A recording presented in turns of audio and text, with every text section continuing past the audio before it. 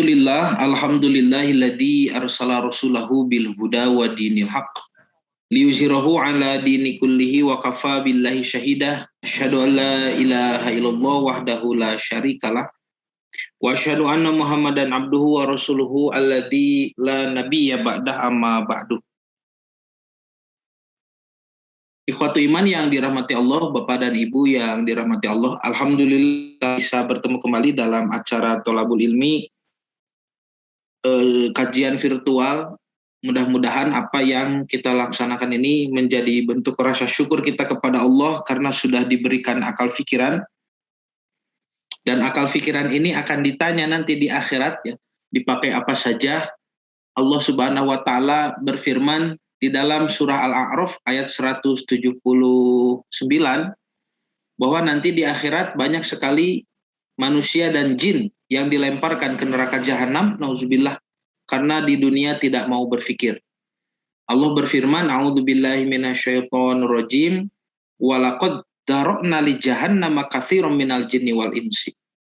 Sungguh pasti kami akan lemparkan banyak sekali jumlah dari jin dan manusia ke neraka jahanam, nauzubillah. Siapa yang dilemparkan itu? Lahum qulubun la yafqahuna biha. Mereka orang-orang yang sudah diberi hati, diberi akal pikiran, la yafqahuna biha, tidak mau berpikir. Manusia yang tidak menggunakan akal pikiran. Walahum a'yunun la yubsiruna biha, mereka punya mata pun tidak bisa melihat. Nah, tidak akan bisa membedakan mana yang baik, mana yang buruk, ya. Walahum adzanun la yasma'una biha, mereka pun diberi telinga tidak akan bisa mau mendengar. Bapak dan Ibu akan kesulitan menasihati orang-orang seperti ini. Nah, maka manusia yang tidak menggunakan akal pikiran, Allah mengatakan ulaika kal an'am, mereka itulah manusia tapi kal an'am, seperti binatang ternak. Hidupnya nanti seperti binatang, tidak menggunakan akal pikiran. Kita sudah pernah membahas apa bedanya penyebutan al-insan di dalam Al-Qur'an, ya, an-nas, al-insu, ya, dan juga al-basyaru. Kita adalah al-basyar, makhluk yang tidak ada beda dengan binatang secara fisikal, kebutuhan fisikal. Tetapi kita ini dibedakan dengan potensi akal, ya, potensi akal pikiran, penggunaan akal pikiran. Maka ketika manusia tidak menggunakan akal pikiran, dia jatuh kembali pada derajat hayawan atau derajat binatang, ya. Karena itu manusia di dalam istilah para ulama disebut sebagai hayawanun natikun, hewan yang berbicara. Hayawanun natikun juga suka diartikan hewan yang berpikir, ya, karena berbicara itu harus nyambung dengan pikiran. Karena kalau berbicara tidak nyambung dengan pikiran, ya, itu bukan berbicara tapi berkicau begitu, ya, kalau tidak nyambung dengan pikiran. Nah, maka saya bersyukur mudah-mudahan Bapak dan Ibu yang hadir, ya, mengikuti kajian virtual ini termasuk orang-orang yang mensyukuri akal pikiran ketika di dunia. Pembahasan kita masih tentang tasamuh, ya, atau tasammuh yang kemarin sudah kita bahas cukup panjang, ya, di pertemuan kemarin, yaitu definisi secara bahasa, ya. Dan hari ini kita akan melihat bagaimana penerapannya, ya, aplikasinya jika Nabi Muhammad SAW itu melaksanakan tasamuh kepada umat beragama. Jadi secara bahasa, ya, kemarin sudah disebutkan tasamuh itu adalah menenggang atau mempermudah, ya, memperhalus, tidak ekstrim, tidak fanatik, tidak mempersulit begitu. Tasamuh itu. Nah, makanya orang Arab juga mengenal istilah bai'us samah, ya. Bai'us samahah itu apa? Jual beli yang toleran. Kalau secara bahasa, ya, jual beli yang toleran.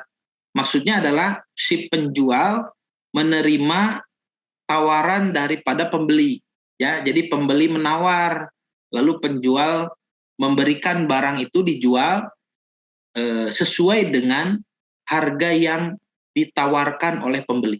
Ya, tawar-menawar dalam jual beli itu disebut dengan tasamu secara bahasa ya.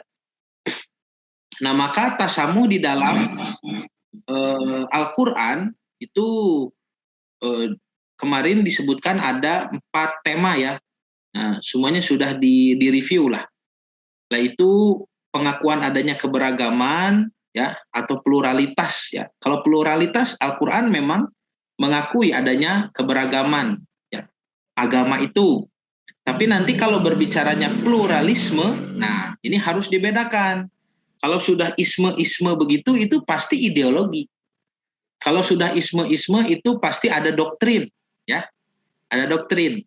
Jadi Islam mengakui eksistensi agama-agama, keberadaan agama-agama yang banyak. Itu namanya pluralitas agama, ya. Pluralitas agama itu diakui, ada. Tetapi Al-Qur'an tidak mengakui adanya ideologi pluralisme agama. Bahkan alhamdulillah MUI itu sudah mengeluarkan fatwa haram ya. Sudah dibahas ya kemarin. MUI mengeluarkan fatwa haram tahun 2005 tentang bahayanya paham pluralisme agama.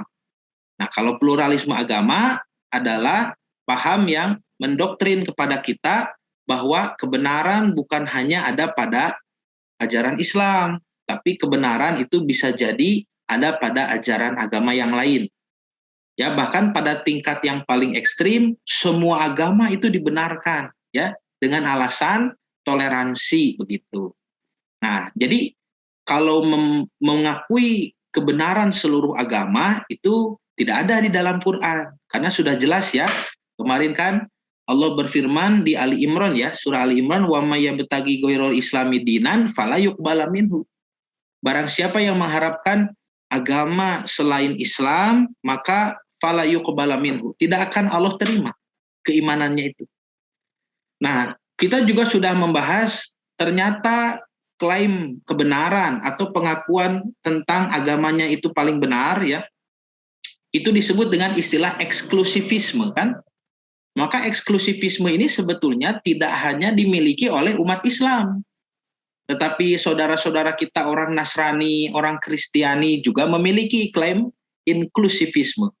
Yang kemarin sudah kita lihat Bapak Gereja Purba ya, Paus Bonavicius ya, yang juga nanti diperkuat oleh Konsili Vatikan kedua ya, tahun 60-an itu mengeluarkan dekrit nulla sanctam itu ya, tidak ada keselamatan di luar gereja itu ya, tidak ada keselamatan di luar gereja menurut mereka. Nah itu kita hargai, silahkan ya, eksklusivisme. Lalu orang-orang Yahudi juga sama.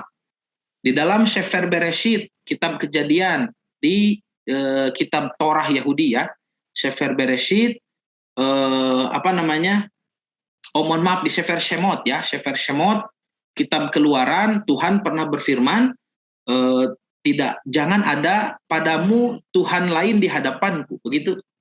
Kemudian rabi-rabi Yahudi menjelaskan, maksudnya adalah tidak ada pengakuan tentang eksistensi agama lain, Tuhan yang lain, begitu ya. Jadi yang sudah kita kaji itu pendapat dari Rabi Bahya bin Asher ya, Bahya bin Asher. Nah, makanya ini penting kita ketahui untuk menafsirkan satu ayat ya di dalam kitab suci, baik itu ayat Al-Qur'an ataukah ayat Bible ya, baik itu kitab Torah Yahudi ataupun kitab Injil yang diakui sebagai Injil oleh orang Nasrani, siapa yang paling berhak untuk menafsirkan? Ya. Jadi yang paling berhak untuk menafsirkan itu bukan sembarang orang, tetapi harus orang yang memiliki otoritas dalam penafsiran kitab suci tersebut. Contoh misalkan di dalam dunia Islam, siapa yang paling otoritatif untuk menjelaskan maksud daripada ayat Al-Qur'an? Jawabannya para ulama Islam. Karena kitab Al-Qur'an ini milik umat Islam. Jadi kita kalau mau mengambil penafsiran harus merujuk pada pendapat para ulama Islam. Begitu juga ketika membuka kitab Torah Yahudi. Siapa yang paling berhak untuk menafsirkannya? Yaitu rabi-rabi Yahudi. Karena kitab Torah itu milik mereka, milik rabi-rabi Yahudi. Dan mereka yang punya otoritas untuk menafsirkan. Begitu juga ketika membaca kitab Injil yang diakui sekarang ya, Injil kanonik, Bible gitu, Perjanjian Baru, New Testament, yang berhak menafsirkan itu adalah Bapak Gereja Purba atau Bapak gereja ya, Bapak gereja, baik itu kanonik ya kemarinnya ataupun apostolik kan begitu ya. Nah, jadi punya otoritas. Tidak boleh kita menafsirkan Al-Qur'an tetapi yang didengar adalah pendapat orang barat gitu kan, tidak nyambung itu. Karena mereka itu bukan pemilik kitab suci. Ya. Menafsirkan itu harus ada sanad ilmu yang tersambung terus ke atas. Kita mengutip pendapat para ulama, yang mana para ulama ini mengutip pendapat ulama-ulama sebelumnya sampai kepada generasi tabi'in. Nanti para tabi'in ya, para ulama tabi'in seperti Ibnu Sirin ya, kemudian Ato, lalu Qatadah begitu, Ikrimah, itu nanti mengutip penjelasan dari para sahabat. Nah, para sahabat ini nanti mendengar langsung dari Nabi.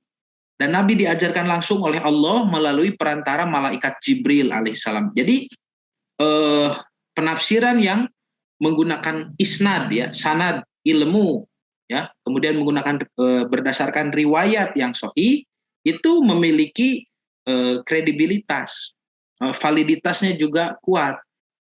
Makanya tidak boleh kita menafsirkan dengan mengambil pendapat orientalis barat misalkan ya. Nah, itu tidak sembarangan menafsirkan Al-Qur'an. Nah, yang kedua ada interaksi dalam beragama. Al-Qur'an menyebutkan ada keadilan dan persamaan sosial dan anjuran menjaga hubungan baik antar sesama umat beragama. Nah, ini kemarin sampai mana? Sampai ini ya.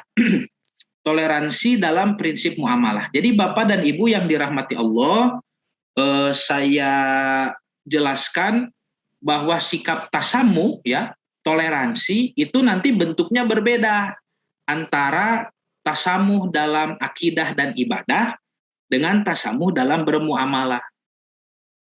Kalau tasamuh dalam muamalah ya, kehidupan kita sehari-hari, makan, minum, berpakaian ya, al-aslu fil muamalati al-ibahah. Pokok asal muamalah itu boleh, silahkan. Bapak misalkan bekerja di kantor, lalu ada orang non-muslim di kantor, tidak serta-merta kita memusuhinya kan?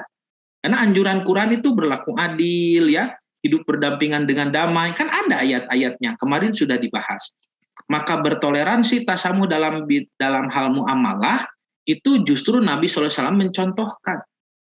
Bagaimana toleransi itu diperbolehkan ya dalam hal muamalah, sampai pada tingkat adil gitu. Silahkan, Bapak misalkan mau bertahniah, tahniah itu mengucapkan selamat kepada teman yang non-muslim, ya.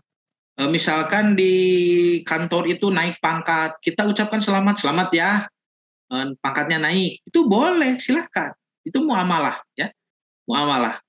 Kemudian misalkan kita main gitu kemana, ya, ada acara apa, goes gitu. Atau touring, lalu diajak oleh teman kita non-muslim, kita ikut, silahkan, itu muamalah, silahkan saja. Yang tidak boleh itu al-aslu fil muamalati al-ibahah hatta yakuma dalilu ala nahihi, sampai nanti ada dalil yang melarang. Jadi di manakah dalilnya larangan dalam bermuamalah itu? Kalau sudah menginjak pada hukum-hukum Islam ya. Misalkan dalam hal makanan ya, teman kita yang non-muslim ini menyajikan makanan yang kita tahu di dalamnya terdapat kandungan minyak babi misalkan, itu kan sudah tidak boleh ya. Atau mengajak minum khamr, itu sudah muamalahnya sudah masuk kepada larangan ya, larangan, tidak boleh. Nah, nanti bedakan dengan akidah dan ibadah. Kalau tasamuh dalam akidah dan ibadah itu kembali kepada makna tasamuh itu adalah sikap menenggang, tenggang rasa. Menenggang itu apa? Menenggang itu hanya sebatas membiarkan. Jadi mereka berakidah seperti apa, ya kita biarkan sudah, ya. Tidak usah ikut campur dalam urusan akidah dan ibadah mereka, tidak boleh. Karena al aslu fil ibadati, ya, itu mamnuun, pokok asal ibadah itu tertolak. Hatta yakuma dalilu ala amrihi, sampai ada dalil yang memerintah. Jadi kalau bertoleransi, bertasamuh dalam hal urusan akidah ibadah, langsung jatuh lakum dinukum waliyadin. Itu hukum yang tegas di antara akidah Islam dengan akidah agama lain. Bagimu agamamu, bagiku agamaku, sudah. Tidak bisa kita mengucapkan selamat kepada hari raya peribadahan orang non-muslim, tidak boleh. Ya, kecuali nanti ada perintah. Kalau ada perintahnya silahkan. Misalkan Nabi memerintahkan, ucapkanlah selamat kepada hari raya orang Yahudi, gitu ya. Ucapkanlah selamat kepada hari raya orang Nasrani. Ucapkanlah selamat kepada hari raya orang musyrik. Kalau ada perintah seperti itu menjadi landasan hukum kita mengucapkan. Tetapi selama tidak ada, jangan keluar daripada kaidah, ya. Kaidahnya ibadah itu, akidah itu ada dalil. Ya, jangan mencari larangan. Kenapa tidak boleh? Kan tidak dilarang. Ya memang larangan itu tidak ada, karena larangan itu untuk muamalah. Jadi jangan dibalik, ya. Kalau ibadah mencari dalil yang melarang, wah nanti harus setebal apa Al-Qur'an itu. Nanti muamalah cari dalil perintah, wah harus bagaimana nanti, ya. Muamalah itu tidak diperintah pun manusia pasti melaksanakan. Muamalah itu kita makan, minum, berpakaian, ngobrol, bergaul sehari-hari, tidak diperintah pun manusia melaksanakan. Makanya tidak akan ada perintah untuk apa gitu. Tidak, muamalah itu. Muamalah sebatas larangan saja, batasan yang Allah terapkan di dalam hukum itu larangan saja untuk muamalah. Silakan Bapak makan apapun, minum apapun, berpakaian seperti apapun, tapi jangan makan babi, jangan minum khamar, jangan berpakaian membuka aurat, jangan berpakaian dengan sombong, dan seterusnya. Itu muamalah, konsepnya begitu. Tapi kalau ibadah dan akidah, cari dalil perintah, ya. Cari dalil perintah. Perintahnya mana? Selama ada perintah, insya Allah apa yang kita laksanakan itu ikhlas. Karena ikhlas adalah cocok dengan aturan, cocok dengan permintaan, itu ikhlas. Cocok dengan perintah Allah dan contoh Rasul, itu beribadah dengan ikhlas, ya. Nanti ikhlas itu harus niat ikhlas dan amalnya ikhlas. Niat itu ada pada ikhlas itu ada pada niat dan juga ada pada amal. Ketika niat kita ikhlas karena mencari ridho Allah, lalu amal kita juga ikhlas karena sesuai dengan perintah dan contoh Rasul, ya, perintah Allah dan contoh Rasul, maka itulah ibadah yang makbul, ibadah yang diterima. Kalau tidak ada perintah, itu tidak akan diterima. Malah nanti sebaliknya, kita diancam, ya. Melakukan perbuatan yang tidak ada perintah itu ancamannya adalah neraka, kata Nabi, ya. Tidak boleh ditambah, dikurangi, diganti, ya, permintaan Allah dan Rasul itu. Nah, maka tasamu atau toleransi dalam ranah ibadah dan akidah itu hanya sebatas menenggang, membiarkan. Mereka punya hari raya apa? Mereka punya keyakinan apa? Akidah, ya. Mereka menyembah mana? Menyembah Tuhan yang mana? Itu kita biarkan saja. Ya. Nah, itulah sikap tasamu. Nah, nanti kalau misalkan kita mengikuti arus, ya, arus mainstream nih, yang mana akhir-akhir ini mengupayakan, ya, banyak pihak yang mengupayakan supaya kita bertasamu dalam ranah akidah dan ibadah itu disamakan dengan tasamu dalam ranah muamalah. Ketika saudara-saudara kita orang Nasrani misalkan merayakan Natal nanti, ya, bulan Desember, itu untuk denominasi Katolik, Protestan. Kan kalau Kristen yang lain selain Katolik dan Protestan itu bukan Desember hari Natalnya, banyak yang macam-macam. Ya, Kristen Ortodoks di Rusia itu Natalnya tanggal 6 Januari kan. Nah, itu ketika ibadah Natal kita dianjurkan mengucapkan selamat, lalu sampai kita datang ke gereja, ya, membantu acara mereka. Itu bukan tasamu. Itu bukan toleransi, ya. itu sudah menggabung-gabungkan, mencampur aduk identitas keagamaan. Kita orang Islam, tapi mengikuti hari raya orang non-Muslim. Itu sudah mencampur aduk. Nah, maka campur aduk antara satu agama dengan agama yang lain, itu bukan toleransi. Apalagi dengan cara dipaksa. Itu namanya sinkretisme. Sinkretisme itu menggabungkan dua ajaran atau lebih menjadi satu. Nah, karena memang tujuan daripada liberalisasi Islam, ya, upaya meliberalkan Islam di Indonesia itu adalah untuk menghilangkan ajaran Islam itu sendiri. Jadi dikikis akidah Bapak sedikit demi sedikit, ya, supaya nanti menjadi hilang. Nah, itu sinkretisme. Kita lihat dulu Pak ya, lebih lanjut nih sinkretisme. Dalam kamus bahasa Indonesia nih silahkan merujuk pada KBBI ya. Sinkretisme ya, paham dalam kurung aliran baru yang merupakan perpaduan dari beberapa paham dalam kurung aliran yang berbeda. Ya. Untuk mencari keserasian, keseimbangan dan sebagainya, begitu. Jadi sinkretisme ini adalah paham baru yang merupakan perpaduan dari beberapa paham yang berbeda. Itu ya. Umat Islam memiliki akidah tauhid. Allah Tuhan yang satu, tidak ada sekutu baginya, ya. La ilaha illallah, tiada Tuhan selain Allah. Harus bersama-sama merayakan hari besar peribadahan dengan orang Kristen misalkan yang menyebut Tuhan itu ada 3. Ini kan paham yang lain.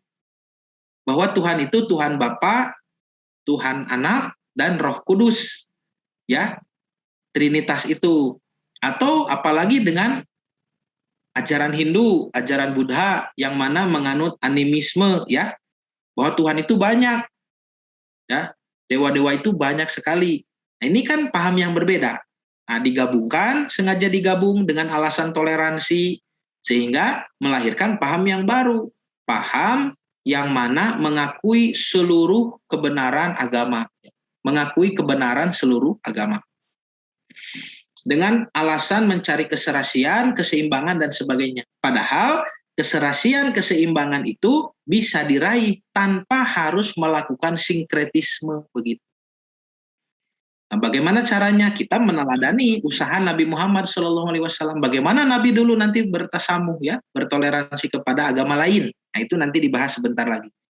Nah, contoh produk sinkretisme. Ini saya mengutip dari buku-buku para ahli ya perbandingan agama.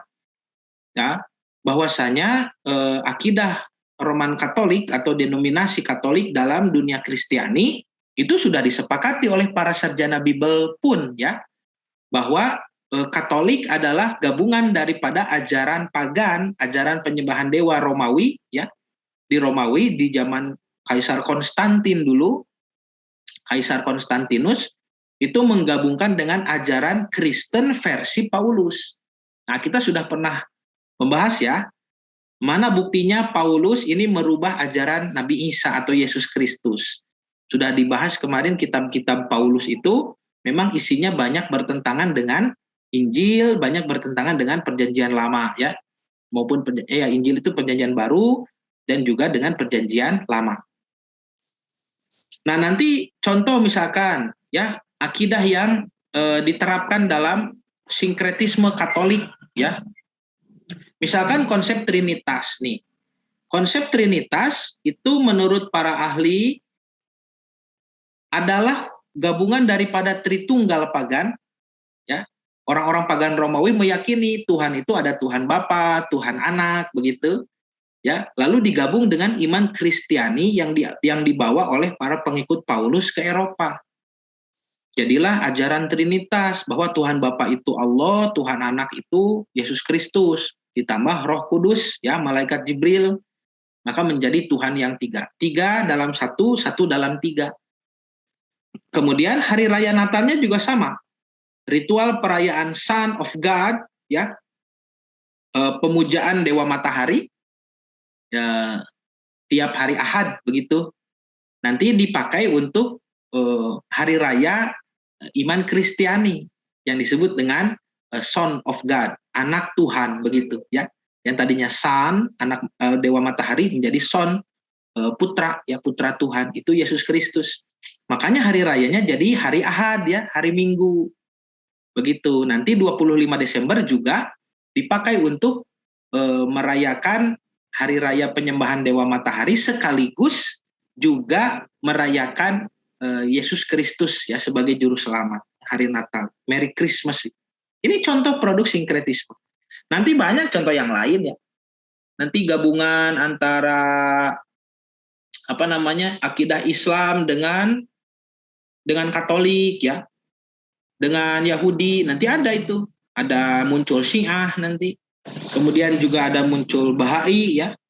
Agama-agama itu hasil campuran-campuran, agama Bahai juga.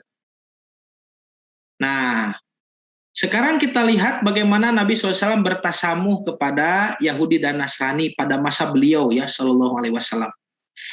Jadi Bapak Ibu silahkan merujuk pada kitab-kitab tarikh ya. Kitab tarikh yang paling tua pernah kita bahas, pernah saya sebutkan, itu kitab Ibnu Ishaq ya. Ibnu Ishaq itu sekitar tahun berapa ya? 80 Hijriah ya kalau tidak salah. Sangat dekat sekali ya dengan masa-masa sahabat Ibnu Ishaq. Nanti Ibnu Ishaq punya murid namanya Ibnu Hisham. Nah, itu tarikh Ibnu Hisham, menyempurnakan tarikh Ibnu Ishaq nanti. Ibnu Hisham nanti wafat, muncul Imam At-Tabari. Dan Imam At-Tabari pun menulis tarikh. Ini di belakang saya adalah kitab tarikh Imam At-Tabari ya, di bawah ini. Tarikh Imam At-Tabari itu menjadi rujukan ya, banyak sekali ulama dalam karya tulisnya. Nah, kita merujuk pada kitab-kitab yang kuno. Bagaimana Nabi Shallallahu Alaihi Wasallam itu dulu bertasamu ya. Yang pertama, Nabi pernah bertasamu melakukan mencontohkan sikap toleransi yang benar kepada kaum Nasrani Habasyah. Mungkin Bapak dan Ibu masih ingat ya, bahwa Nabi Shallallahu Alaihi Wasallam pernah memerintahkan untuk berhijrah sebelum hijrah ke Madinah. Jadi masih di fase Mekah, Nabi memerintahkan hijrah kepada para sahabat yang sudah tidak tahan menerima perlakuan kasar kafir Quraisy. Kata Nabi, hijrahlah kalian ke Habasyah, ya. Nah, di mana di sana nanti ada raja yang adil, begitu. Dan raja yang adil itu ternyata beriman Kristen Ortodoks ya, Kristiani Ortodoks, yang masih mengakui bahwa Tuhan itu satu, begitu. Kristen Ortodoks itu mengakui Tuhan itu satu, Tuhan Bapa di surga, dan Yesus itu bukan Tuhan menurut Kristen Ortodoks. Nah, makanya para sahabat itu pernah berhijrah ke sana, dipimpin oleh Ja'far bin Abu Thalib ya, kakaknya Ali, dari Mekah pergi ke selatan ya, ke daerah dekat Yaman, lalu nyebrang Laut Merah ya, yang di lokasi tersebut memang terlihat lautnya menyempit, jadi tidak terlalu jauh.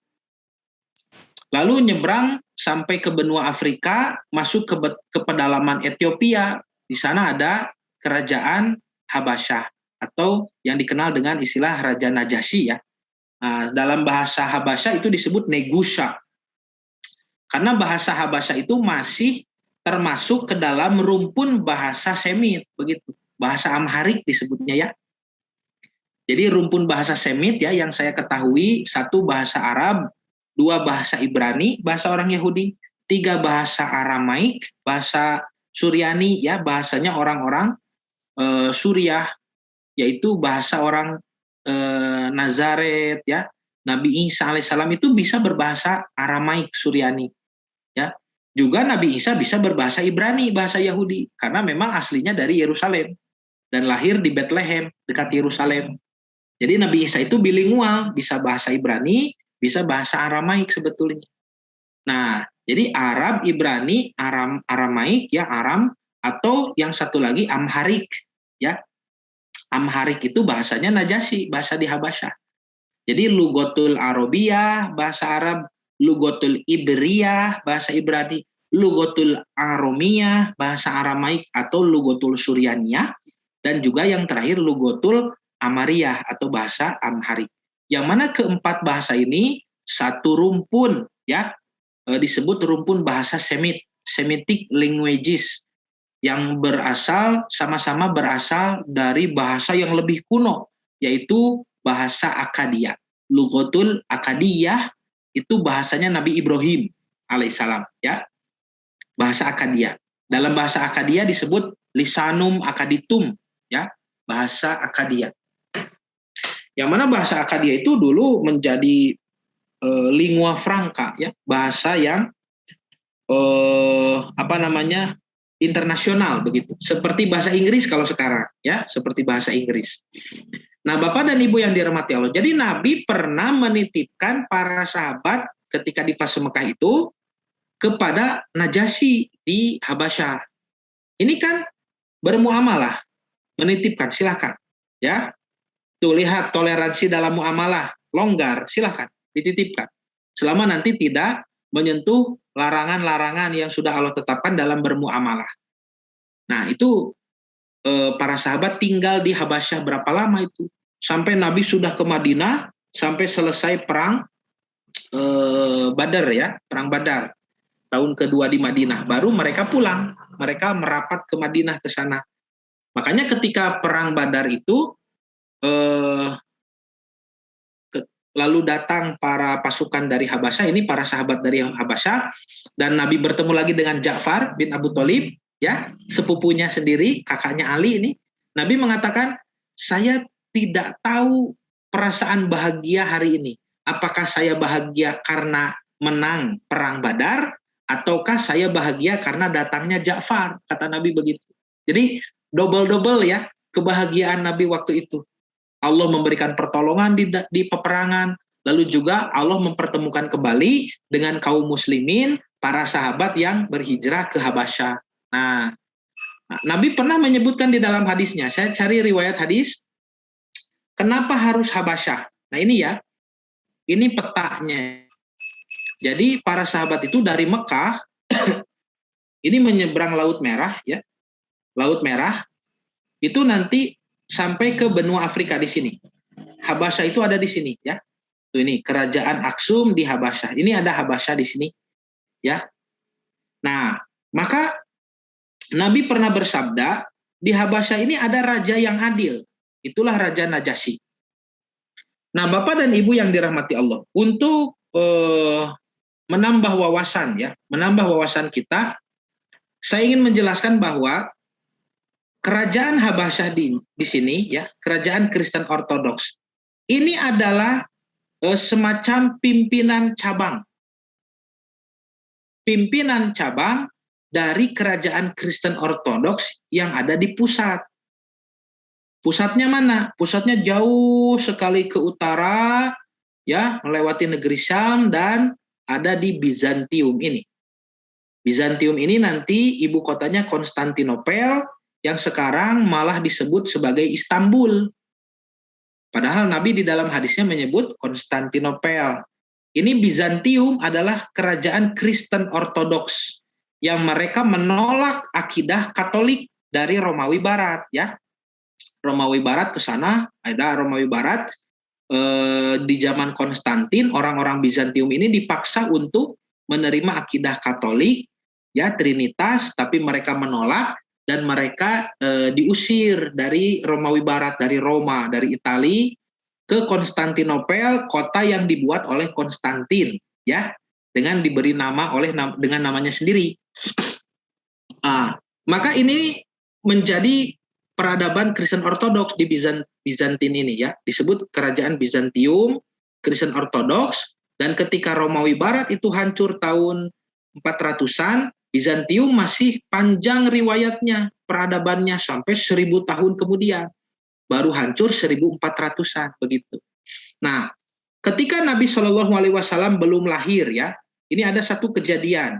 Ketika Nabi SAW lahir di Mekah, waktu itu terdapat seorang raja yang zolim di Yaman di sini, ya. Di Yaman ada raja yang zolim yang beragama Yahudi.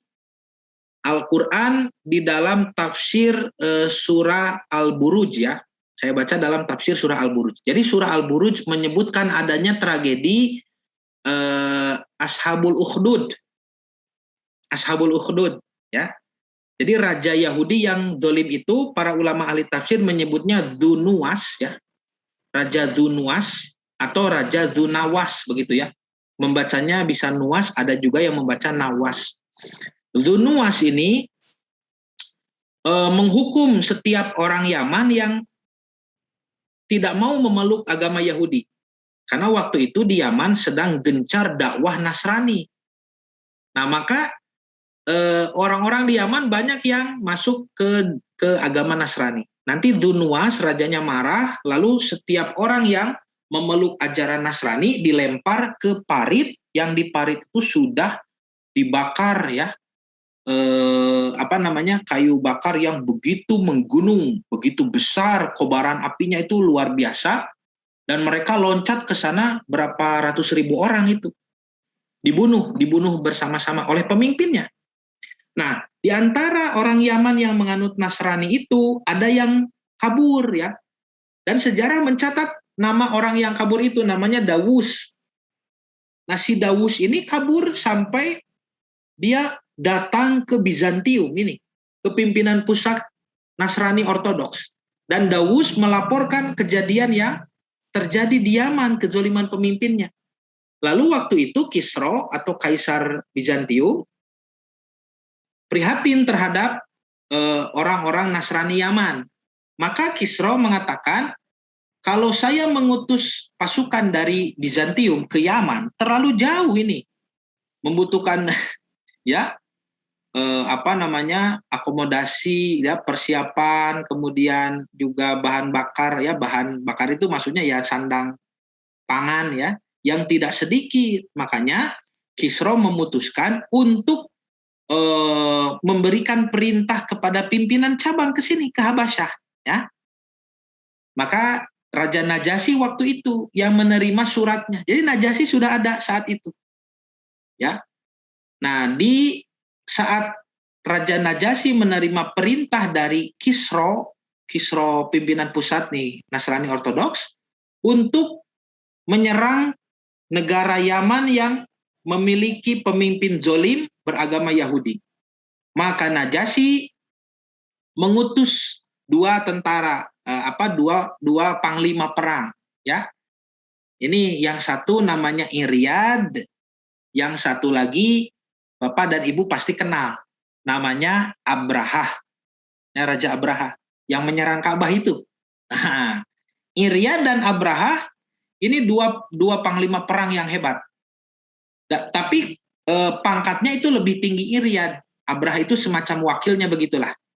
Dan mereka membawa pasukan yang berjumlah besar dengan menunggangi gajah Afrika.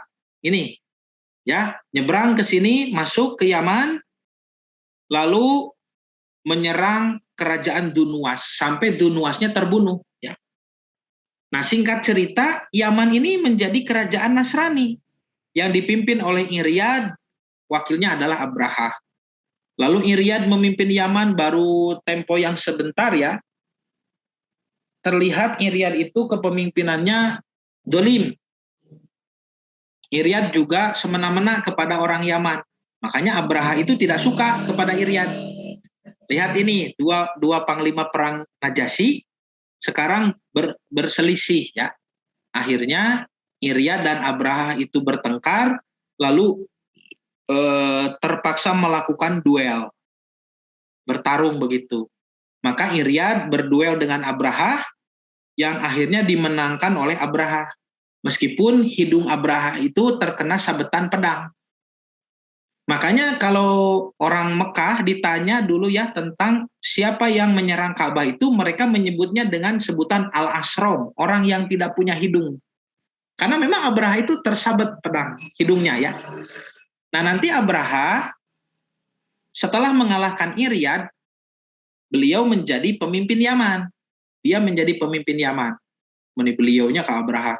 Nah, Abrahah ini kisah tentang perselisihannya dengan Iryad didengar oleh Najasyi.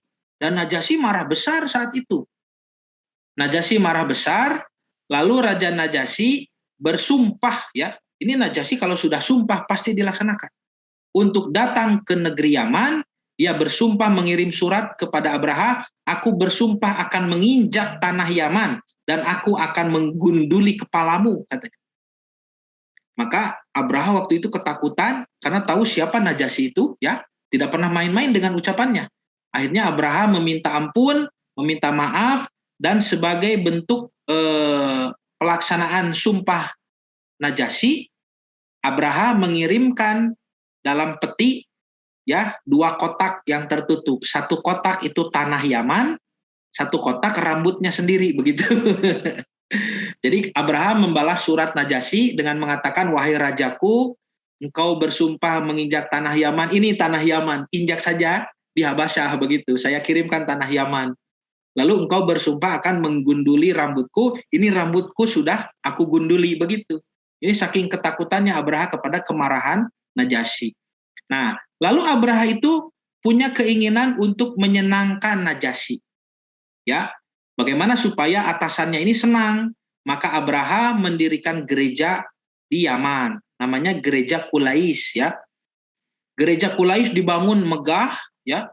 Lalu Abraha mengharapkan orang-orang sekitaran Yaman ini, sekitar Arab, ya, itu beribadah ke gereja. Tetapi tidak ada orang yang datang kecuali hanya Nasrani Yaman saja. Maka Abraha bertanya-tanya, kenapa nih orang Arab tidak mau beribadah ke sini? Bukankah konsep ketuhanan di Nasrani ini lebih baik daripada mereka menyembah berhala? Lalu ada yang menjawab, ya, dikatakan kepada Abraha bahwa orang Arab itu sudah punya rumah ibadah sendiri, begitu.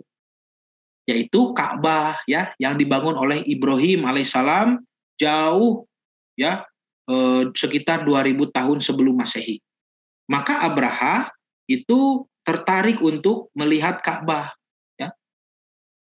Dan juga bercita-cita supaya Ka'bah ini dilenyapkan saja, ya, agar nanti orang Arab itu bisa beribadah, sudah semuanya jadi pindah ke gereja Qulais, begitu cita-citanya. Nah, akhirnya nanti ada tragedi, ya, ini kisahnya panjang, saya sebutkan hal-hal yang penting saja. Ada tragedi gereja Qulaisnya dilumuri kotoran, ya, oleh orang Arab yang menghina, sampai memancing kemarahan Abraha, dan akhirnya singkat cerita Abraha memutuskan untuk menghancurkan Ka'bah. Disitulah dia ngabring, ya, berbondong-bondong ini datang ke Mekah bersama pasukannya yang menunggangi gajah Afrika, karena memang aslinya orang Habasyah. Disinilah terjadi mukjizat, ya, perlindungan Allah kepada Ka'bah, turunnya burung yang berbondong-bondong itu yang membawa batu dari neraka. Ya, singkat cerita begitu, ya. Dari surat Al-Buruj tadi tentang Ashabul Ukhdud nyambung ke tafsir surah Al-Fil, begitu, ya. Jadi Allah memuliakan Ka'bah, dan juga sekaligus di tahun itu Nabi Muhammad SAW lahir. Tuh.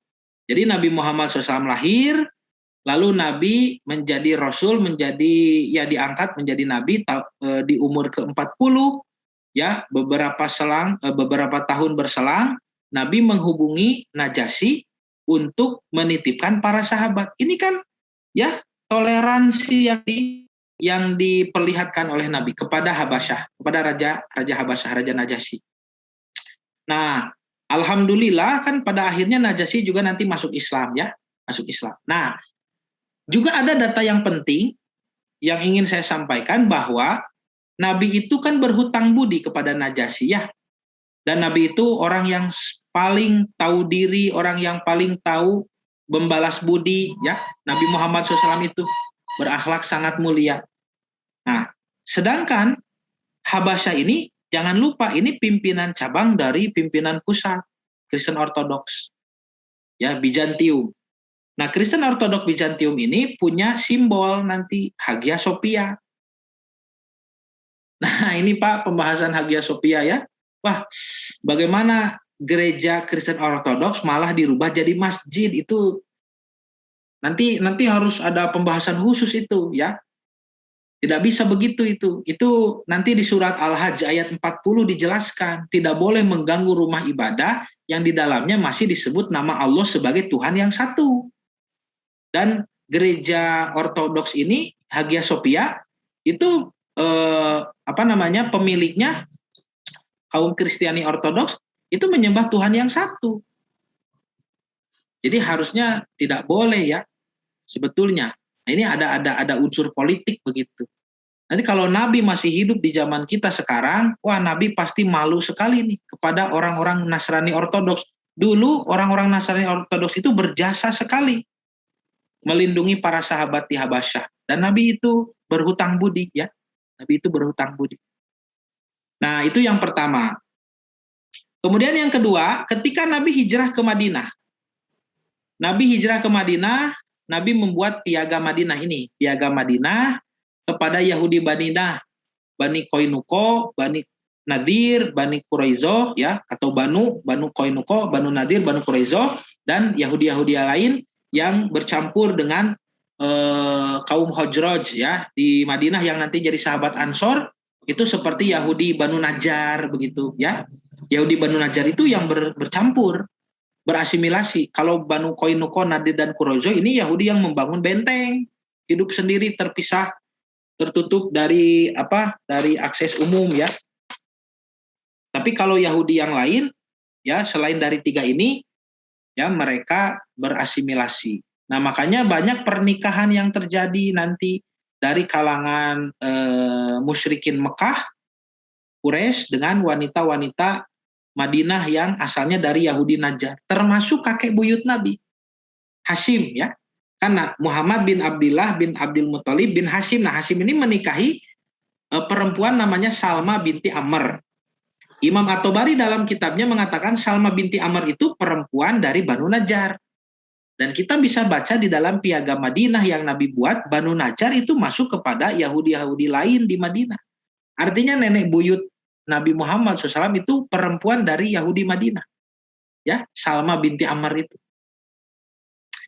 Nah, ini Pak, Bu, ya, contoh tasamuh yang dilakukan oleh Nabi. Nabi menitipkan para sahabat ke Nasrani Ortodoks. Nabi juga membuat aturan piagam Madinah dengan Yahudi Madinah yang isinya bersepakat untuk menjaga kesucian kota Madinah. Tidak boleh ada aliran darah, ya, pertumpahan darah. Tidak boleh ada pertumpahan darah antara orang Islam di Madinah dengan Yahudi Madinah. Tidak boleh juga ada pengkhianatan, ya. Harus taat kepada aturan-aturan yang disepakati. Juga harus sama-sama menjaga keamanan kota suci Madinah dari musuh yang menyerang. Jadi kalau ada musuh menyerang, Yahudi Madinah harus membantu. Dan itu sudah disepakati. Yang mana nanti akhirnya Yahudi Madinah melanggar. Banu Nadir, Banu Koinuko, ya, melanggar ini, membunuh sahabat, lalu juga pernah berusaha membunuh Nabi Muhammad SAW. Dan nanti Banu Quraizo itu justru berkhianat di perang Khandaq, ya, di perang Khandaq, perang Parit itu, ya. Jadi Banu Nadir diusir, Banu Koinuko juga diusir, keduanya nanti bersekutu,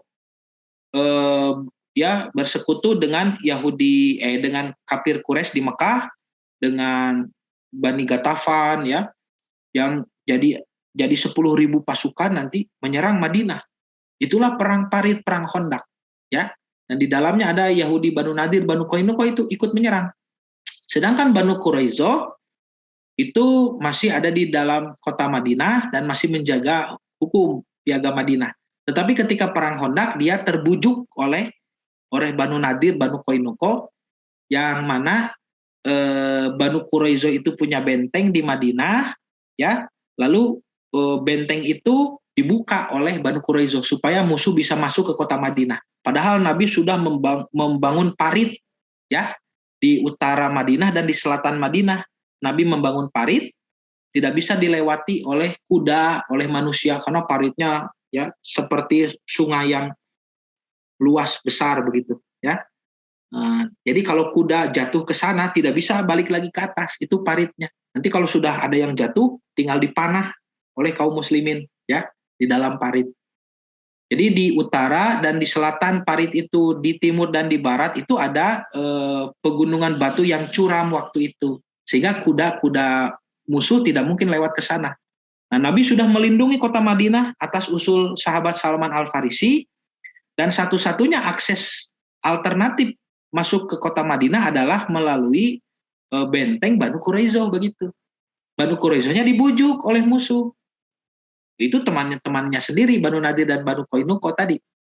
Buka benteng kamu, ini kita di luar ini 10.000. Kalau kamu buka benteng, kita bisa masuk ke Madinah, Muhammad hancur nih, begitu ya. Buka sudah, ini sudah kemenangan, begitu. Maka Banu Quraizoh membuka benteng, ya. Nah, tapi Allah Subhanahu wa taala masih melindungi Nabi dan para sahabat saat itu, ya, sehingga gagal upaya penyerangannya. Justru mereka malah luluh lantah oleh angin ribut, sehingga mereka tidak tahan, ya, mengepung lama-lama, dan mereka melarikan diri. Nah, setelah itu Nabi menghukum Banu Quraizoh yang berkhianat, begitu. Ini ketegasan, ya, dalam bermuamalah itu. Kalau punya perjanjian, ya harus saling menjaga perjanjian. Nah, tapi di sini kita mempelajari bagaimana tasamuh Nabi dengan orang Nasrani dan tasamuh Nabi dengan orang Yahudi. Nah, itu dalam hal muamalah, silahkan.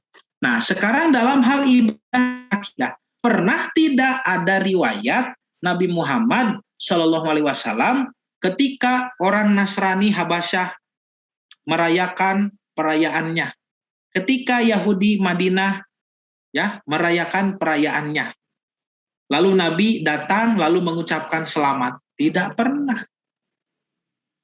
Tidak ada riwayat seperti itu.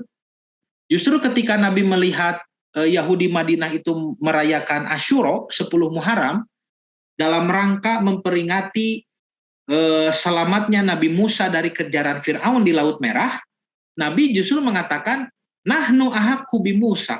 Kita ini yang lebih berhak kepada Musa. Kalau mereka merayakan keselamatan Musa, kita yang harusnya merayakan, kata Nabi. Maka Nabi mengatakan saum tanggal 10 Muharram ditambah dengan tanggal 9. Jadi syariat saum Tasu'a Asyura, ya. Nabi selalu membedai perayaan mereka, ya. Jadi Nabi tidak pernah mengatakan selamat ya, selamat hari raya Yom Kippur. Itu kan hari raya Yom Kippur, ya. 10 Muharram itu bagi Yahudi. Selamat Yom Kippur, tidak ada itu. Tolong sebutkan riwayat mana yang mengatakan Nabi pernah mengucapkan selamat Yom Kippur kepada Yahudi, atau selamat hari Paskah kepada Yahudi dan Nasrani, atau selamat-selamat yang lain. Tidak. Begitu toleransi menginjak pada ranah akidah dan ibadah, maka jatuh hukum lakum dinukum waliyadin, bagimu agamamu, bagiku agamaku. Maka toleransi dalam akidah dan ibadah hanya sebatas membiarkan. Jadi Nabi biarkan saja Yahudi itu merayakan Yom Kippur, ya. Hanya saja nanti Nabi tidak sudi kalau perayaan 10 Muharram itu jadi sama dengan orang Yahudi. Maka kata Nabi tambah dengan tanggal 9. Justru dibedai, bukan dipersamakan, ya. Nah, itu. Jadi tolong dipahami. Nah, Bapak dan Ibu yang dirahmati Allah, Nabi Shallallahu Alaihi Wasallam sudah mencontohkan bagaimana sikap toleransi kepada Yahudi dan Kristiani. Beliau berinteraksi baik, ya, berinteraksi dengan baik bersama mereka, menghargai pendapat agama mereka, ya. Nabi tidak memaksakan kehendak, ya. Nabi tidak menyerang begitu, serangan tidak. Kan kita sudah bahas, ya, bagaimana peperangan dalam Islam, perang defensif bukan perang ofensif, yang mana dengan syarat yang begitu banyak, dan juga perang itu hanya dilakukan ketika musuh memusuhi, ketika musuh menyerang. Kalau musuh sudah menyerah pun harus diampuni, ya. Lalu Nabi juga melindungi hak-hak mereka dengan membuat piagam Madinah itu dan lain sebagainya. Nah, jadi Nabi mencontohkan toleransi yang benar. Ini jangan dibalik-balik, ya. Toleransi dalam muamalah, toleransi dalam akidah ibadah itu sudah ada contohnya dari Nabi, ya. Jadi ketika bermuamalah, Nabi menghargai pendapat mereka, Nabi melindungi hak-hak mereka, Nabi membuat hukum-hukum demi keadilan, ya, ditegakkan, ya, antara kaum muslimin dengan mereka. Namun Nabi Shallallahu Alaihi Wasallam tidak pernah mengucapkan selamat hari raya Natal kepada Nasrani Habasyah. Tidak ada tidak riwayatnya Nabi pernah mengucapkan, tidak, ya. Juga Nabi tidak pernah mengucapkan selamat Yom Kippur gitu ya kepada orang Yahudi. Shalom gitunya. Shalom Aleichem, tidak pernah. Apalagi sampai datang menghadiri ritual ibadah dan perayaan mereka. Tidak ada, tidak. Lakum dinukum waliyadin. Bagimu agamamu, bagiku agamaku. Dalam ranah ibadah dan akidah, toleransi itu hanya sebatas membiarkan. Nah, ini nanti Bapak dan Ibu juga bisa melihat penjelasan para ulama ahli tafsir seperti Imam Ibnu Katsir. Ketika beliau menjelaskan sababun nuzul atau sebab turunnya surah ya Al-Kafirun. Nih, sababun nuzul itu satu kisah, satu sebab ya tentang turunnya ayat. Nanti kalau kisah-kisahnya dikumpulkan jadi banyak ya, kisah-kisah turunnya ayat disebutnya asbabun nuzul ya. Nah, maka sababun nuzul ini surat Al-Kafirun ya. Kata Imam Ibnu Katsir, orang-orang kafir Quraisy, nih lihat, ini yang harus jadi perhatian ya, dan harus kita sampaikan kepada orang-orang liberal, orang-orang pluralis yang mengaku sangat toleran begitu. Lihat ini sikap Nabi yang tercatat dalam riwayat, bahwa pernah orang kafir Quraisy mengajak Rasulullah Shallallahu Alaihi Wasallam untuk menyembah berhala mereka selama 1 tahun. Giliran begitu ya. Jadi menyembah berhala mereka 1 tahun, lalu mereka berjanji akan menyembah Allah selama 1 tahun. Sekali awang sok Muhammad toleran, itu kan? Toleransi dong. Masa intoleran, ya? Islam kan rahmatan lil alamin, begitu ya. Ayo sekali awang. Kalau Idul Fitri nanti orang Kristen datang ke tempat kita, kalau Natal nanti kita datang ke sana. Itu kan ini situasi yang sama. Tapi apa jawaban Nabi? Nabi mengatakan tidak bisa. Lah, tidak bisa. Lalu kafir Quraisy menawarkan, bagaimana kalau sehari menyembah Tuhan kami, sehari menyembah Tuhanmu. Sehari menyembah berhala kami, sehari menyembah Allah sesuai ajaranmu. Kata Nabi, lah, tidak bisa. Ya. Nanti sampai pilihannya itu dipermudah ya, supaya pilihan itu bisa menggoda Nabi. Tapi Nabi tetap mengatakan tidak bisa. Maka Allah Subhanahu wa taala menurunkan surah Al-Kafirun ya, yang isinya lakum dinukum waliyadin. Bagimu agamamu, bagiku agamaku. Ibn Ishaq, nah ini ya ahli sejarah yang menulis kitab tarikh ini paling kuno. Ibn Ishaq meriwayatkan dari Ibnu Abbas radhiyallahu anhu terkait asbabun nuzul surat Al-Kafirun, bahwa Walid bin Mughirah ini orangnya. Lalu As bin Wa'il kita ketemu lagi ya dengan Al-As bin Wa'il. Ini orang yang pernah kita bahas pada episode konsep Al-Hanaf dan Al-Janaf di dalam Al-Qur'an. Ya, Al-As bin Wa'il ini punya putra, tapi oleh Allah malah disebut mandul. Inna syani'aka huwal abtar, itu turun kepada Al-As bin Wa'il. Orang yang mengolok-olokmu itulah sebetulnya yang abtar, yang mandul. Padahal dia punya putra, Hisham dan Amr ya, dan jadi sahabat putranya itu, Hisham bin As dan Amr bin As. Ya, itu sahabat Nabi. Tapi karena dia adalah orang yang kufur, orang yang menolak risalah Nabi Muhammad, maka kesolehan putranya itu tidak menjadi kebaikan baginya. Jadi Walid bin Mughirah, As bin Wa'il, dan Aswad bin Abdul Muthalib ya, dan Umayyah bin Khalaf menemui Rasulullah Shallallahu Alaihi Wasallam. Mereka mengatakan, wahai Muhammad, marilah kami menyembah Tuhan yang kamu sembah dan kamu menyembah Tuhan yang kami sembah. Marilah ya, kita bertoleran begitu. Kalau mau toleran, ini bukan toleransi, ini sinkretisme, menggabungkan ajaran. Nah, Bapak dan Ibu, kenapa berhala-berhala di Mekah itu sangat banyak? Dan kenapa patung-patung itu sangat banyak bentuknya? Ada Lata, ada Uzza, ada Manat, ada Baal ya. Banyak sekali nanti. Ya, ada Ilumardu. Nah, itu karena dulu para penyembah berhala itu saling menyembah berhala satu sama lain sebagai bentuk kebaikan sosial begitu.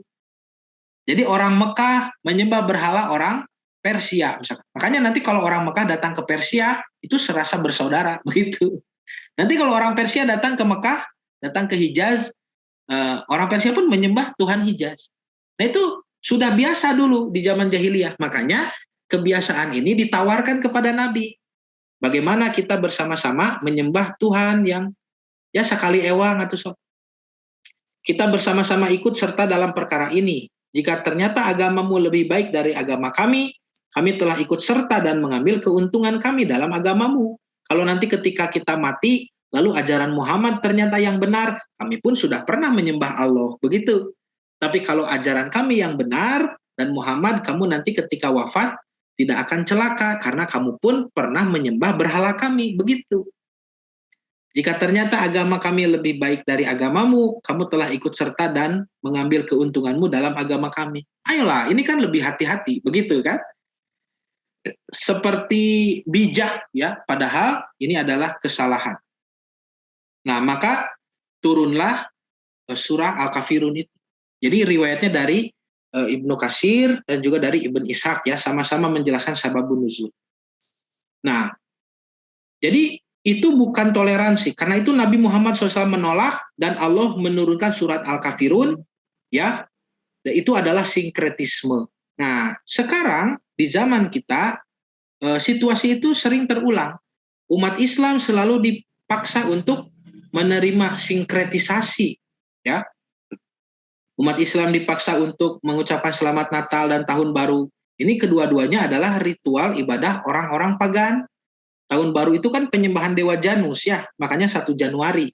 Dewa Janus itu dewa bermuka dua, satu wajah menghadap ke masa depan, ya ke tahun ini gitu ya, Januari sekarang, satu muka menghadap ke masa lalu, tahun kemarin, Dewa Janus.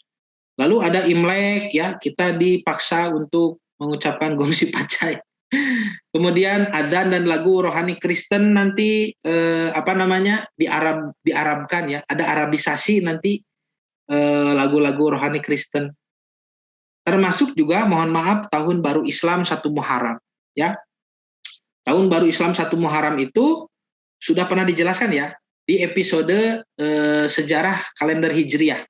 Bapak dan Ibu kalau ingin mengkaji permasalahan ini silahkan kembali ke YouTube ya, channel DKM Darul Ihsan, nanti ada video yang menjelaskan seperti apa duduk permasalahannya tahun baru Islam. Dimulai dari pengkajian dulu kalender Masehi dan kalender Hijriah ya. Nah, ini sinkretisme ya, penggabungan agama. Nah, begitu. Jadi Bapak Ibu yang dirahmati Allah ya, pluralisme agama adalah bagian kecil dari upaya liberalisasi Islam. Dan liberalisasi Islam di Indonesia dimulai tahun 1970-an secara gencarnya ya, dengan biaya yang tidak terbatas, dana yang tidak ada habisnya, ya, supaya umat Islam itu menjadi sekuler, ya, memisahkan kehidupan agama dengan dunia. Nah, jadi sekularisme ini juga melakukan liberalisasi ya. Jadi kalau berakidah sekularis, ya sekularisme pasti nanti melakukan kebebasan. Sekularisme memisahkan agama dan dunia, liberalisme ini membebaskan 3 aspek fundamental di dalam Islam. Kalau liberalisasi Islam ya berarti liberalisasi konsep wahyu, Al-Quran, Sunnah itu dibebaskan. Quran tidak dikaji dengan tafsir, tapi dikaji dengan ilmu hermeneutik ya. Kemudian hadis juga mereka skeptis kepada riwayat hadis, curiga ya. Ini kan jangan-jangan bukan ucapan Nabi. Oh, ternyata kitab hadis itu baru ditulis 100 tahun setelah masa Nabi Muhammad. Bukan, itu masa Mukharij, pencatat hadis terakhir. Pencatatan hadis paling awal itu di zaman Nabi Muhammad. Kalau pencatatan hadis paling akhir, masa-masa Mukharij, betul di zaman itu. Ya, ratusan Hijriah begitu. Tapi itu ekor paling terakhir. Jangan disalahartikan. Ya, Musnad Ahmad yang ditulis oleh Imam Ahmad, Sahih Al-Bukhari ya, oleh Imam Bukhari, Sahih Muslim oleh Imam Muslim, terus ke At-Tirmidzi ya, Abu Dawud, An-Nasai, Ibnu Majah, itu semuanya akhir dari pencatatan hadis. Yang mana awal pencatatannya itu oleh para sahabat ya, oleh para sahabat di zaman Nabi Muhammad SAW. Nah, maka ini liberalisasi konsep wahyu. Al-Quran dan hadis diliberalkan, dibebaskan begitu. Kemudian Ada liberalisasi syariat karena Quran dan hadisnya sudah bebas ya, mengkajinya itu dengan cara bebas tidak melalui isnad ilmu yang benar, maka menghasilkan produk hukum yang bebas juga. Sudah pernah dibahas kan ya, bagaimana misalkan hukum-hukum yang sudah jelas duduk perkaranya kemudian diobok-obok lagi. Karena setiap hukum itu mempunyai hikmah, betul, hikmatus syar'i. Misalkan hikmahnya saum apa? Sehat. Itu hikmah itu bonus lah begitu. Kita saum bukan untuk karena untuk sehat, bukan. Rugi atuh saum untuk sehat mah. Orang kafir juga tidak saum, mereka banyak yang sehat. Saum itu untuk mencari ridho Allah, untuk mendapat pahala yang besar, untuk mendapatkan surga royan, surga orang-orang saum, dan juga mendapat sehat. Ini bonus. Jadi saum itu ta'abudi, beribadah kepada Allah. Tapi dengan liberalisasi syariat, dikatakan saum itu untuk sehat. Selama bapak sehat, selama ibu sehat, tidak usah saum. Begitu. Jadi hikmatus syar'i itu malah dijadikan satu-satunya tujuan. Bukan tujuan, itu mah bonus. Kenapa ibu disuruh berkerudung, berhijab? Ya, itu ta'abudi, perintah Allah, menutup aurat, sebagai identitas pakaian muslimah, menjaga kehormatan, menjaga dari pandangan laki-laki, dan seterusnya. Ya, itu kemuliaan perempuan dalam Islam. Hikmahnya nanti terhindar dari perzinahan, begitu. Ya, nah nanti dengan liberalisasi syariat itu dikatakan bagaimana hukum berkerudung, hukum hijab. Oh, dulu kan Muhammad itu melarang perzinahan, makanya perempuannya ditutup dengan kerudung supaya tidak berzina. Berarti selama tidak berzina, tidak usah pakai kerudung. Gitu. Itu jadi kesimpulan yang ngaco ya. Karena hikmatus syar'i, hikmah syariat yang asalnya itu hanya bonus lah ya, istilahnya itu bonus, hikmah yang muncul dari pensyariatan itu ya, itu kebaikan dari Allah dijadikan seolah-olah satu-satunya tujuan pensyariatan. Bedanya tipis sekali, bagi orang awam mungkin akan sulit membedakan nanti. Oh iya ya, kan berkerudung itu supaya tidak berzina. Saya kan bukan seorang pezina. Nah, saya sudah punya suami. Nanti ibu mengatakan, wah saya tidak usah berkerudung lah, karena saya kan tidak berzina. Nanti jadi begitu. Ya, makanya nanti dipermasalahkan, wah kerudung itu kan tidak jelas seperti apa bentuknya, itu kan. Ini kan orang-orang yang salah dalam berpikir, disebutnya logical fallacy, kemampuan berpikir yang salah. Ya, jadi entah ini berpikirnya salah atau pura-pura salah begitu, Pak. Karena apa? Karena kerudung di dalam Islam tidak membahas model. Modelnya mau seperti apa silahkan, kumateh teh kumakarep eta mah. Ibu badai ditutupan ku helm, ya mau ditutupi dengan helm dengan karung goni, tidak jadi masalah. Yang dibahas bukan modelnya kok. Yang dibahas itu batasan aurat. Bahwa Nabi mengatakan tidak halal bagi perempuan yang baligh terlihat anggota tubuhnya kecuali ini dan ini. Nabi menunjuk kepada wajah dan telapak tangan. Ini batasan hijab itu. Yang lain harus ditutupi. Bagaimana menutupinya? Terserah. Antum a'lamu bi umuri dunyaku. Tiap bangsa, tiap budaya beda-beda pakaiannya, silakan. Yang penting tertutup. Manya nuki wae teu ngarti. Malah dikatakan, wah hijab itu kan tidak sepakat. Memangnya kerudung ibu sekarang ini sama dengan kerudung para sahabat perempuan dulu? Kumaha ieu teh? Ini saya tidak paham ya. Kenapa bisa berpikir seperti itu? Agama itu jelas mengatur dalam hijab itu batasan. Selama wajah dan telapak tangan saja yang diperlihatkan, yang lainnya ditutup, sudah termasuk kepada mengamalkan syariat hijab. Tidak usah mempermasalahkan modelnya. Ya, itu masalahnya. Aduh, mahat sih teh. Ya, makanya jangan heran kalau ada orang mengatakan, meskipun saya tidak berkerudung, tapi hati saya berkerudung. Kumaha? Kerudung itu bukan untuk hati, untuk kepala. Ya, saya coba praktekkan kepada Pak Polisi di jalan kemarin, ditilang tidak pakai helm. Saya bilang, Pak Polisi, saya meskipun tidak pakai helm, tapi hati saya berhelm. Angar weh, itu bisa. Karena helm itu bukan untuk hati, tapi untuk kepala. Ya, meskipun tidak berhelm, hati saya berhelm. Daya. Polisi saja tidak bisa, apalagi kepada Allah begitu Pak. Nah itu liberalisasi syariat. Saya tidak habis pikir ya. Dan kita tidak boleh kalah dalam berdakwah dengan orang-orang seperti ini. Ya, kita punya kewajiban untuk melakukan nasihat, ya, jawaban yang bisa membentengi, yang memperbaiki, mengembalikan kepada kemuliaannya, ya Allah, kitab suci, para nabi, ya agama Islam ini dan umat Islam secara keseluruhan, ya supaya dikembalikan pada kemuliaannya karena sedang diserang oleh pemikiran-pemikiran yang menyesatkan. Nah itu dua. Jadi satu liberalisasi konsep wahyu, Quran, hadis, sunnah. Kedua liberalisasi syariat. Yang tadi ketiga liberalisasi akidah.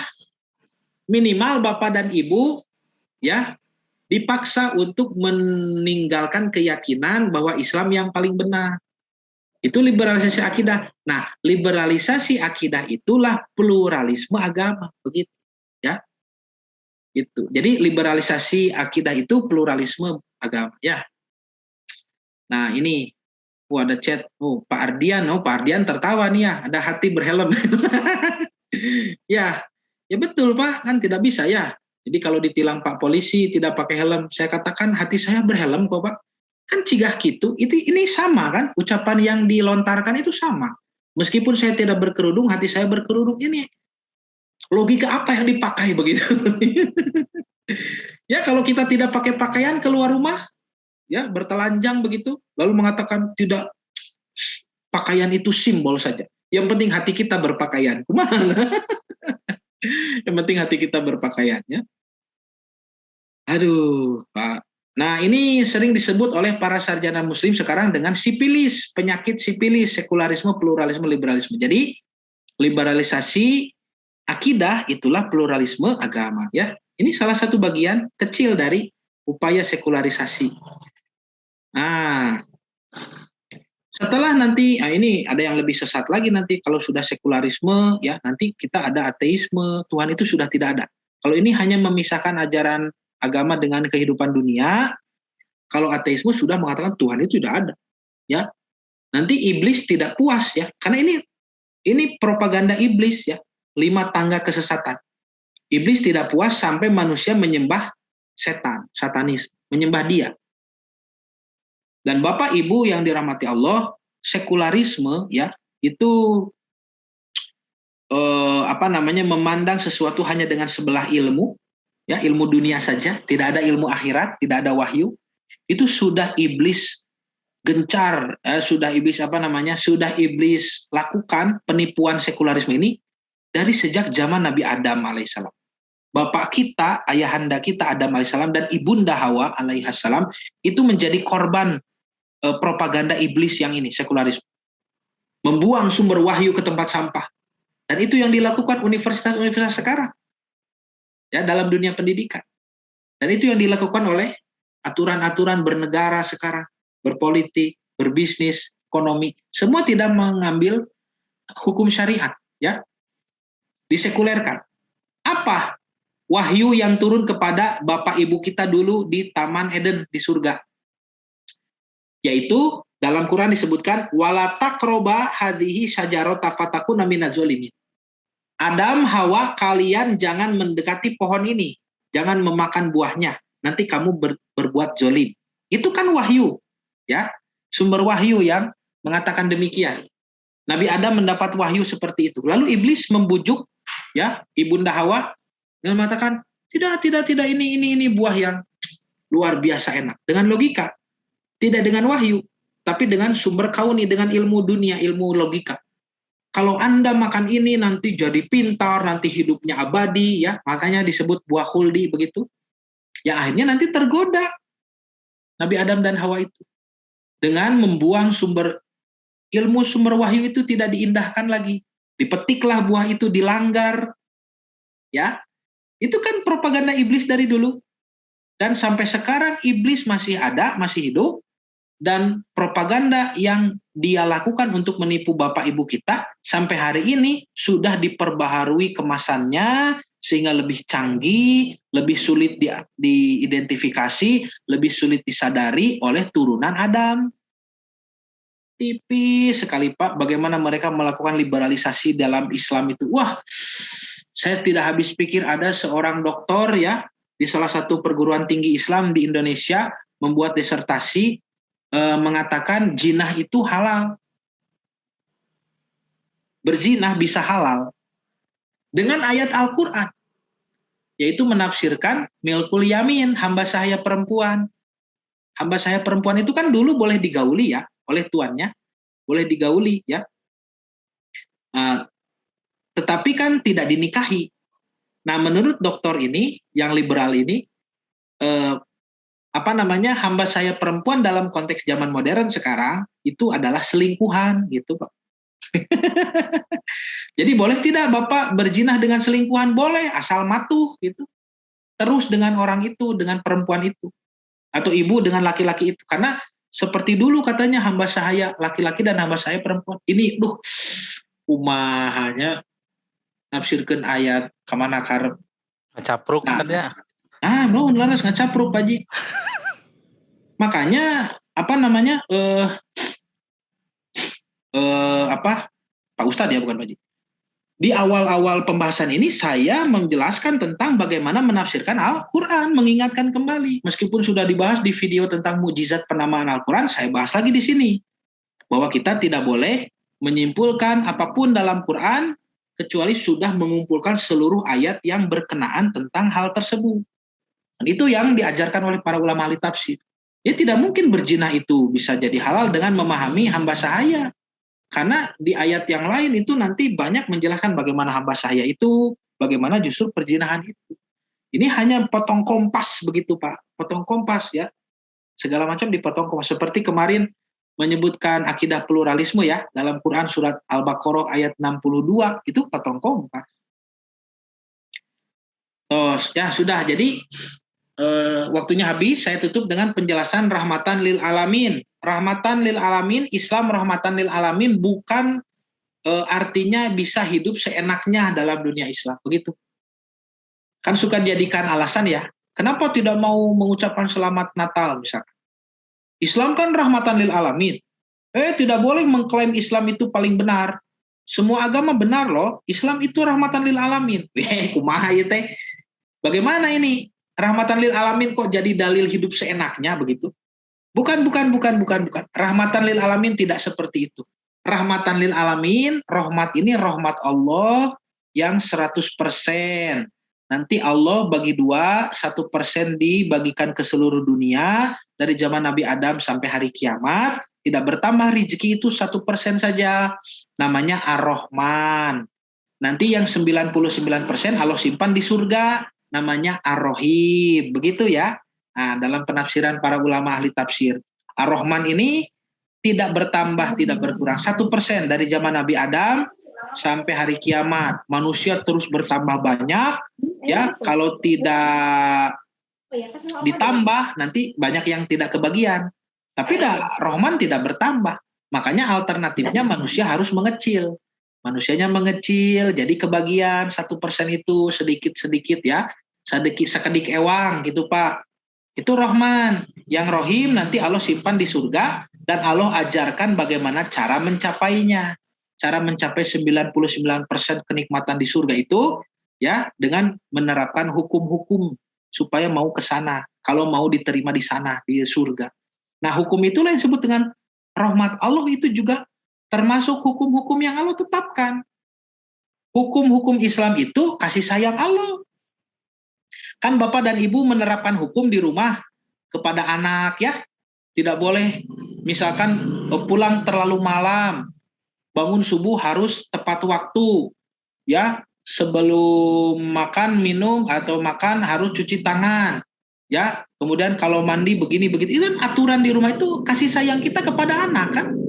Begitu juga dengan Allah menetapkan hukum. Jadi rahmatun lil alamin itu adalah rahmat Allah yang Allah tetapkan termasuk hukum-hukumnya. Jadi Islam itu hukum yang datang untuk semesta alam. Semua kehidupan makhluk di alam semesta ini sudah diatur hukumnya, begitu rahmatan lil alamin itu. Karena Allah sayang kepada kita supaya kita tidak binasa. Seperti berzina itu kebinasaan dalam urusan biologis nanti, nasab, seperti berjudi, itu kebinasaan dalam urusan ekonomi, ya.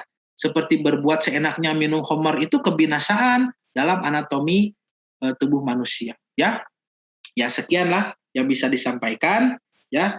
Karena ini Ustadz Gopur sudah kedip-kedip dari tadi, kita harus tutup, ya. Semoga apa yang disampaikan menjadi tambahan ilmu yang bermanfaat khususnya bagi saya sendiri dan menjadikan motivasi beribadah dan menuntut ilmu lebih tinggi. Insya Allah kita bertemu lagi di hari Senin, ya, kesempatan yang lain dengan tema yang lain, ya. Insya Allah kita bahas tema yang lain.